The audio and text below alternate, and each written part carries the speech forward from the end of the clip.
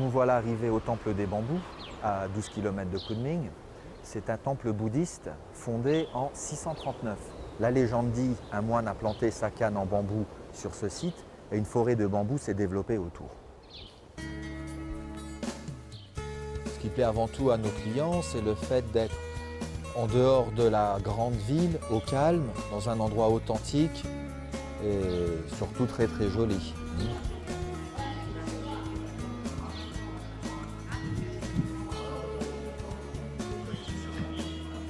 Je suis Ivan, arrivé à Kunming en 2004, avant tout pour passer un diplôme en langue chinoise. Pierre, arrivé en 2006, je travaillais en France en agence de voyage et je suis venu au Yunnan pour étudier les possibilités touristiques. On était voisins sans se connaître, autour d'une bière on a fait connaissance, on est avant tout devenus de très bons amis. Et par la suite, nous avons décidé de créer une entreprise pouvant collaborer avec une agence de voyage chinoise locale afin de faire des voyages à la carte et sur mesure.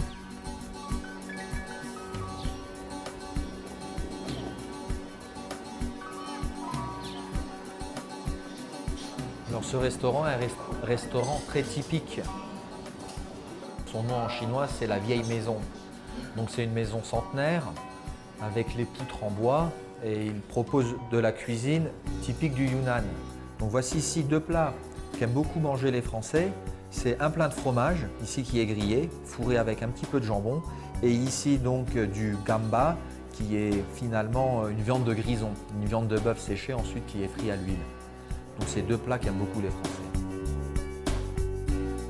Voilà, ça c'est réservé par Monsieur Yang. Là tu fais pareil, tu prends ta chambre et puis... Bye bye. La spécificité de Yunnan Guide, ce sont des voyages qui ne se font pas au pas de course, mais de faire profiter nos clients de la vie au quotidien de la Chine. Ensuite, nous essayons d'être au contact avec l'habitant, d'aller manger dans des familles, de fréquenter les marchés des minorités afin que les gens comprennent au mieux la Chine.